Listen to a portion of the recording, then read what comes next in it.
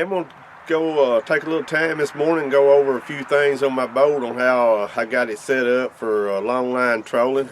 First thing, I fish out of a fiberglass boat. It's a bass boat style. It's a Skeeter, 20 foot Skeeter. It's got a 200 horse Yamaha VMAX motor on it.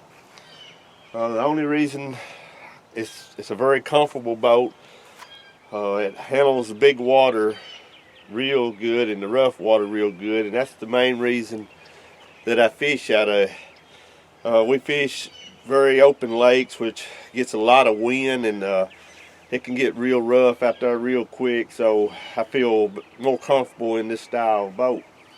Also, a bass boat style boat, fiberglass boat, is a heavier boat, so it's going to sit lower in the water, and therefore, you don't have as much wind to catch the boat and push you around sideways or whatever.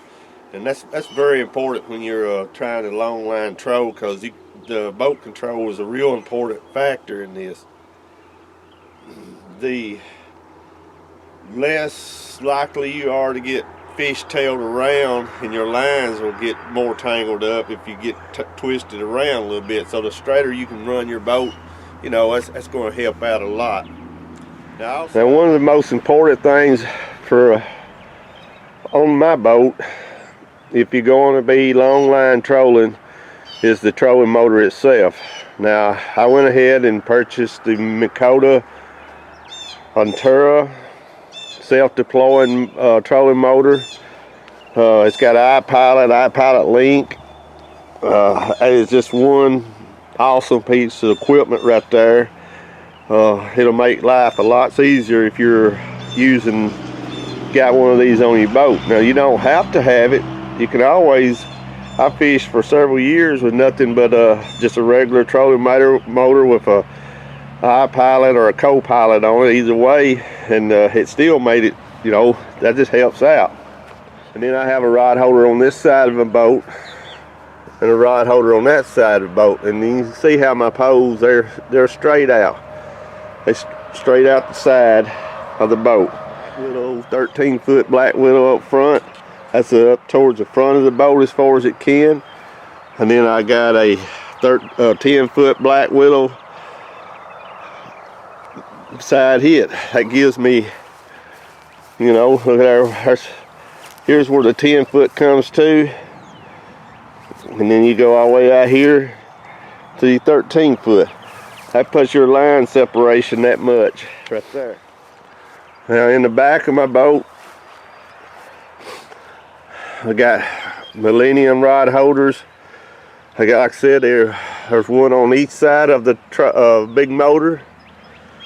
I got them set to come with 4 rod holders. We only run 6 rods back here, so I took 1 rod holder off. There's 3 rod holders. There's shorter rods, a 6-foot spinning rod, and a spinning reel. They're set where they'll go straight out the back. I don't know if you can see it, but they just straight out the back right there. That's all. Them lines will be thrown back 75 foot to 100 foot back behind the boat. I also equipped my boat with Millennium seats.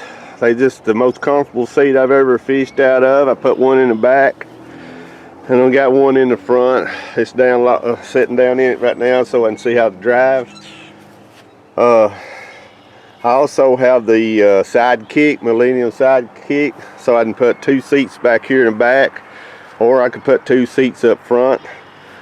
That way I can fish, a couple of buddies can fish with me. Inch Helix Humminbird, side imaging, down imaging, regular sonar. I still got my original Lowrance 7, Elite 7. I mainly use my Elite 7 for mapping. We just use spinning rods, spinning reels. I like to use a 6-pound test line. I use string high vis so I can see the lines back there better. I can tell if where the fish is coming through. Helps keep the tangles out. Same thing as on my BnM Poles. I got spinning reels on them, 6-pound test. Most of the time we're going to be running Charlie Brewer sliders. We use a few other baits, but Charlie Brewer sliders is what is our go-to bait. It's just according to what color the water is and the conditions and what kind of color of bait we use. Horsehead style bait jig. It's a 1/8. We've got several different colors. You just again, it's colored according to what color of the water conditions is, what color we use. And we also use several what we call a hair jig.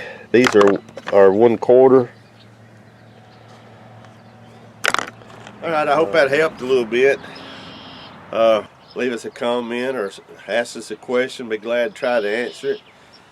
And I think we're fixing to put all this stuff back up now and head out down to the lake and see if we can catch a few fish.